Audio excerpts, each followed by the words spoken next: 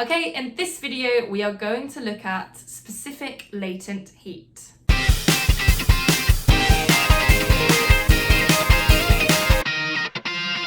Okay, so in previous videos we looked at the amount of energy we need to raise the temperature of something. That was to do with my specific heat capacity. In this video, we're going to look at the amount of energy it takes to change the state of something, or to break those bonds between particles. And this is all to do with specific latent heat. It can help tell me, for example, how much energy I would need to melt some ice. So let's have a look at the equation first. This equation is a little simpler than the one in the video before.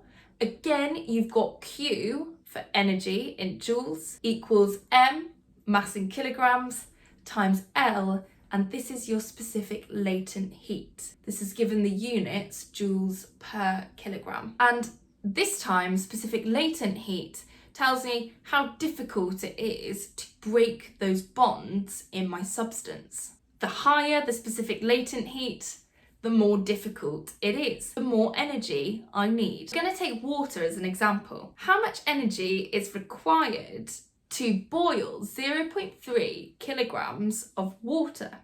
The specific latent heat is 2,260,000 joules per kilogram. So using my equation, I have Q is equal to M times L. Q is equal to 0.3 times 2,260,000. That gives me 678,000 joules to boil 0.3 kilograms of water. This L here is actually called, more specifically, specific latent heat of vaporisation. That vaporisation tells me that it is to do with transferring between liquids and gases. And that value, 2,260,000, is different to the value to change my substance between a solid and a liquid. So, for example, when I am melting ice, my specific latent heat is not 2,260,000, but is actually 334,000. This tells me that it's more difficult to break the bonds between a liquid and a gas than it is to break the bonds between my solid to my liquid.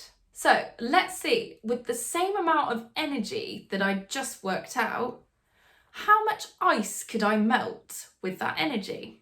So the energy was 678,000 joules. My equation is Q equals M times L. And my L this time is 334,000. So to work out my mass, I will have to do my Q divided by my L. 678,000 divided by 334,000 gives me roughly 2 kilograms. So with the same amount of energy that it took to boil 0.3 kilograms of water, I could actually melt 2 kilograms of ice. Okay, hope you found that useful.